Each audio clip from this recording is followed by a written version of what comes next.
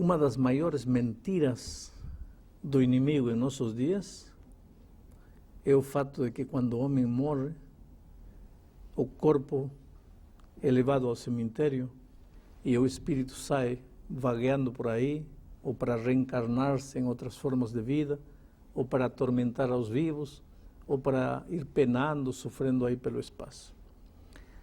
A mensagem de que o espírito do ser humano vive após a morte, hoje está sendo transmitida através da televisão, através do cinema, através da música, através das obras literárias.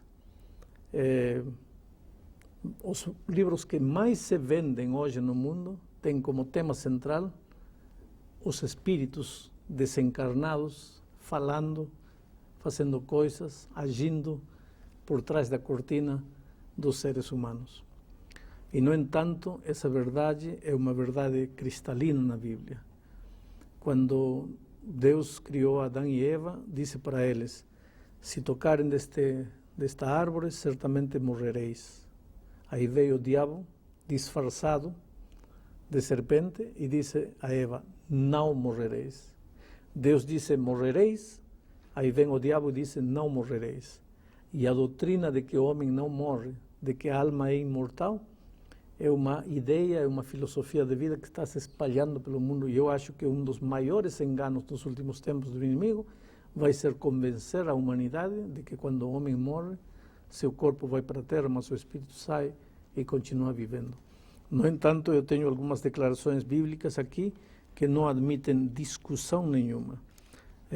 Eclesiastés 12:7 descreve o que acontece quando o homem morre.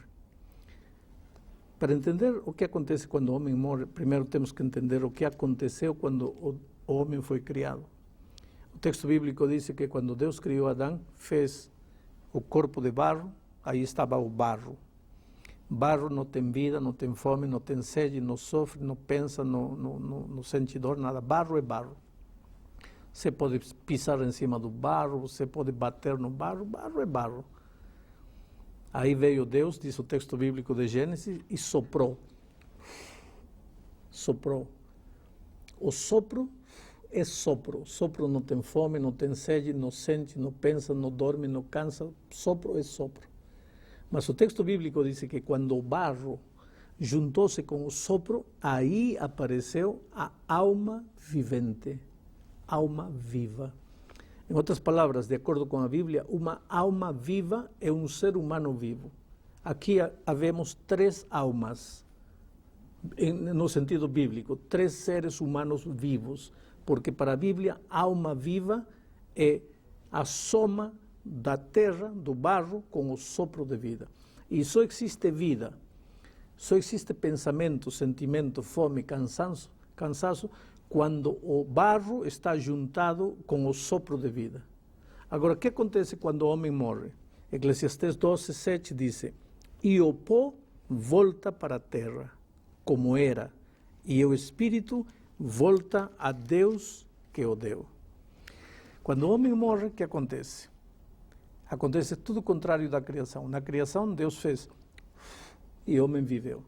Agora, quando o homem morre, Deus faz o sopro de vida, volta a Deus. E o corpo, a gente coloca num caixão, leva para o cemitério, 50, 100 anos depois, abre o caixão, vai encontrar só pó. O pó volta ao pó. O sopro de vida volta a Deus. Então, onde está o espírito? Não tem espírito.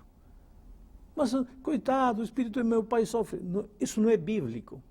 Porque só existe sofrimento, só existe dor quando o homem está vivo. Quando o homem está morto, o corpo vai para o cemitério e o sopro volta para Deus. E não existe nada no espaço, nada no ar. Eclesiastés diz mais, no capítulo 9, versículos 5 e 6, diz assim: porque os vivos, nós aqui, vivos, sabem que han de morrer. Nós sabemos que vamos a morrer. Mas os mortos não sabem coisa nenhuma, nem tampouco terão eles recompensa, porque a sua memória jaz no esquecimento. Amor, ódio, inveja, para eles já pereceram. Para sempre não têm eles parte em coisa alguma que se faz debaixo do sol. Versículo 10. Portanto, tudo quanto te vier à mão para fazer, faze-o conforme as tuas forças, porque no sepulcro para onde vais não há obra, nem projeto, nem conhecimento, nem sabedoria alguma. Então a Bíblia é clara ao afirmar que quando o homem morre, acabou. Essa ideia de que sai o espírito não é ideia divina. Pastor, como é que eu vou entender então aquelas pessoas que falam assim, olha, meu avô morreu e ele apareceu na minha casa, eu fui numa sessão espírita e ali então apareceu minha mãe, disse o que nós conversamos, falou o que eu gosto, o que eu não gosto. Eu vou achar então que essas pessoas elas estão inventando, elas são mentirosas, elas estão querendo me enganar com isso. Não viram foram nada, não viu nada. Essas pessoas viram espíritos. Viram alguma coisa? Viram um espírito, esse espírito falou, esse espírito disse que era o espírito do pai, da mãe. Isso é verdade, essas pessoas não estão mentindo. Agora, quem eram esses espíritos? Aí está o X da questão. Se a Bíblia diz que quando o homem morre, seu corpo volta para a terra e o sopro volta para Deus, e teu vizinho disse que o espírito do pai dele apareceu, que espírito apareceu? Só pode ser o espírito daquele que quer que você acredite que quando o homem morre, o espírito sai. E esse é o diabo, tem nome e sobrenome. Diabo e Satanás, enganador, mentiroso, sedutor. Ele pode se disfarçar de qualquer coisa. Veja o que diz aqui Paulo quando escreve aos Coríntios, no capítulo 11, versículo 14. E não é de admirar, porque o próprio Satanás se transforma em anjo de luz. Ora, se Satanás pode se transformar num anjo de luz, não vai se transformar num espírito de um suposto pai ou mãe para vir e te fazer acreditar que existe espírito, quando a Bíblia diz tudo o contrário. Então não importa se ele aparece como espírito bom ou espírito ruim, porque às vezes acontece de aparecer um espírito ruim. Isso aqui é um espírito ruim que vai fazer o mal, mas também numa sessão aparece o espírito que vai fazer o bem. Mas se aqui a Bíblia diz que pode aparecer até como anjo de luz, por que não pode aparecer como espírito de bem, espírito de mal, qualquer coisa? O assunto é enganar. Para o diabo não lhe interessa como vai se apresentar. O único interesse dele é te enganar, te manter com os olhos fechados. Pastor, mas por enquanto a gente está citando exemplos aqui de pessoas atualmente, né? Pessoas que foram e viram, enfim. Mas na Bíblia eu já li um verso, já li um texto dizendo que um rei de Israel, Israel é o povo de Deus, o rei Saul, quer dizer, através de uma mulher ele conseguiu se comunicar com o profeta Samuel. Então, quer dizer, um registro bíblico sobre a aparição de um espírito Samuel, e do profeta Samuel, né? que já havia morrido. Pois é. Era o espírito do diabo vestido de espírito de Samuel. Por quê?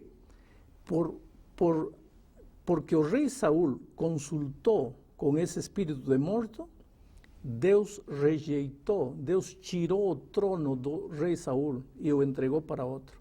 Ora, se ele tivesse falado com o profeta Samuel de verdade, por que Deus ia ficar tão chateado?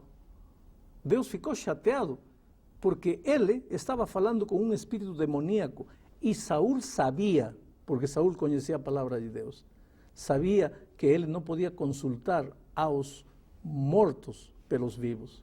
Portanto, Saul estava errado. E a Bíblia registra esse incidente de Saul como uma das passagens tristes da história de Israel. Pastor, Jesus contou uma parábola e que ele usou essa ideia de morreu, ainda estava lá pensando. Isso está em Lucas capítulo 16, ali a partir do versículo 23, fala assim: no inferno, estando em tormentos, levantou os olhos e viu ao longe Abraão e Lázaro no seu seio. E aí então clamando, e aí continua o texto, né? Isso aqui foi uma história contada por Jesus. Então, como é que eu vou entender isso daqui? Os dois estavam mortos, eles estavam se comunicando, eles estavam se vendo, né? Em primeiro lugar, você mesmo disse que Jesus contou uma parábola. Isto não é história, isto é parábola. Isto não é verdade, isto é uma alegoria. Parábola é uma figura que se usa para ensinar uma lição. Jesus, no contexto, queria ensinar a lição de que a única oportunidade na vida é nesta vida, é agora esta vida. Que depois desta vida não há mais oportunidade. Por isso conta uma parábola. Toma o que as pessoas acreditavam também em esses dias, o diabo já estava fazendo sua obra de engano, acreditavam que quando o homem morria, o espírito saía, um ia para o inferno, outro ia para o céu. Então Jesus pega essa história que eles contam, essa fábula que eles contam, e pega para ensinar uma lição. Mas esta própria parábola, para mostrar que não é realidade, tem algumas contradições interessantes. Por exemplo, o Lázaro e o mendigo falam, supostamente um está no inferno e outro está no céu. Espera um pouco. Você pode imaginar que céu e inferno estão limitados por tão pouca distância que um do inferno fala com outro do céu? Em segundo lugar, diz aqui que ele viu aos remidos no seio de Abraão. Quantos remidos há na história do mundo? Milhões e milhões. De que tamanho é esse seio de Abraão para que caibam aí todos os remidos do mundo? Evidentemente, esta é uma alegoria, esta é uma história inventada, esta é uma ilustração para ensinar a lição de que a única oportunidade para tomar decisões para o bem ou para o mal é esta vida. Pastor, eu queria que você respondesse uma pergunta para eu poder chegar no ponto que eu estou interessada em saber. Deus permite a atuação de Satanás de forma ilimitada na vida das pessoas? Em termos de tentação, enfim, para nos tirar do caminho. Deus permite que ele atue de uma forma ilimitada? Se Deus não permitiria, o diabo diria, ele vai se salvar porque você não deixa eu tentar ele. Agora, deixa-me tentar para ver como ele vai te trair. Porque esse assunto é um assunto muito complicado mesmo, porque, veja bem, como o Elmar citou no começo, uma pessoa que acabou de perder o seu pai, a sua mãe, o seu marido, sua esposa, quer dizer, ele vai numa determinada sessão em algum lugar e fala com essa pessoa. A pessoa está emocionalmente totalmente envolvida. Então, é uma tentação grande demais, assim, mas o diabo se aproveita justamente disso para continuar enganando você. Porque a Bíblia é contundente em afirmar, o homem morreu, seu corpo foi para o cemitério e o sopro voltou a Deus, acabou. Até quando? Até o dia da volta de Cristo. Porque quando Cristo voltar, aí sim, ao soar da trombeta, os mortos em Cristo ressuscitarão. Aí sim haverá ressurreição. A Bíblia fala de ressurreição. A Bíblia não fala de espírito vagueando por aí. Pastor, mas mais uma questão, então. O senhor falou que todos vão ressuscitar no dia que Cristo voltar e aí sim que vão para o céu. Mas e como é que fica a história do ladrão na cruz? O ladrão que no seu último momento de vida entregou a vida para Jesus e Jesus respondeu para ele, hoje você vai estar comigo no paraíso. De onde está isso? Vamos procurar.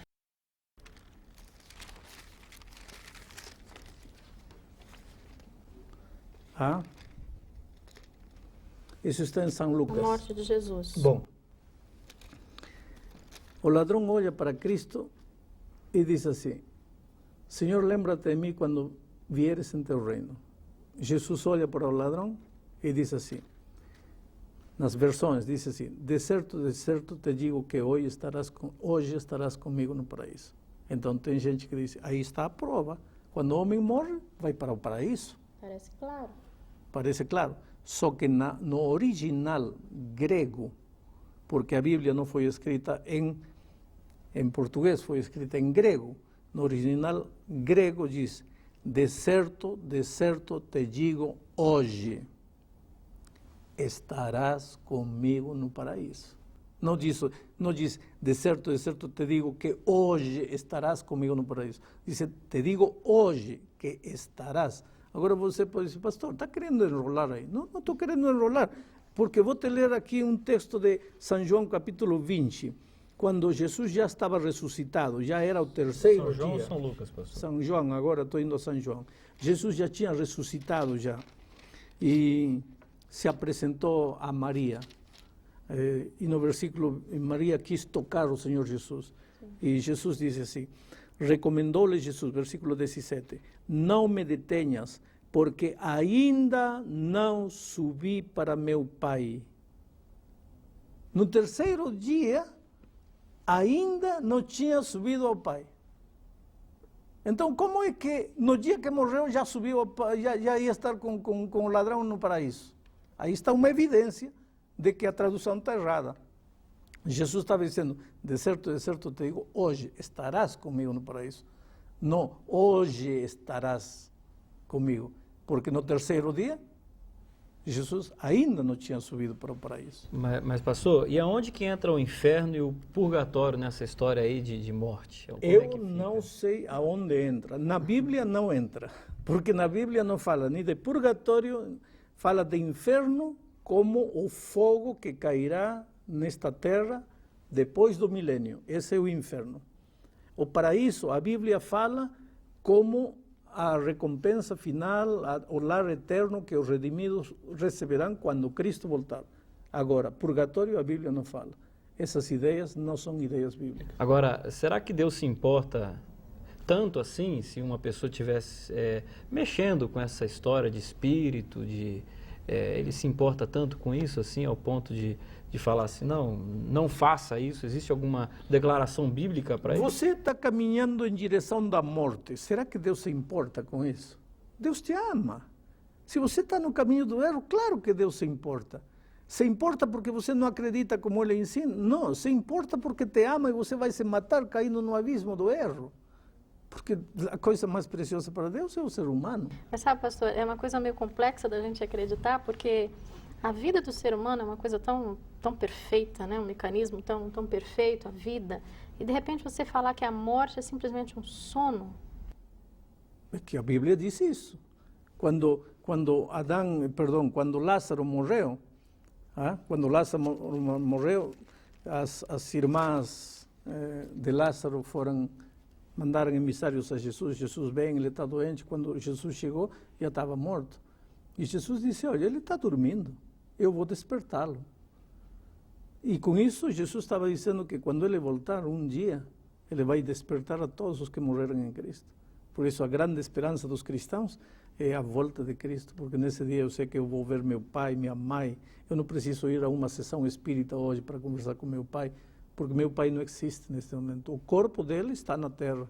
Eu posso até levar uma flor, não porque ele vai ficar triste ou feliz. Eu posso levar uma flor porque vai me fazer bem a mim, porque em mim a memória de meu pai está presente.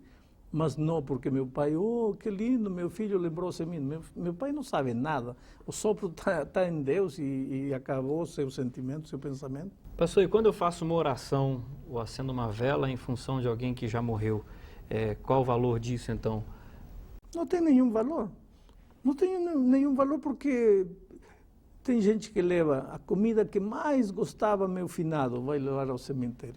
Que interessa se gostava ou não gostava? Ele não sabe nada, ele não pensa nada, ele não sente nada. Mas o diabo quer que as pessoas acreditem que há espírito vivo. Agora, por que o diabo quer que você pense assim?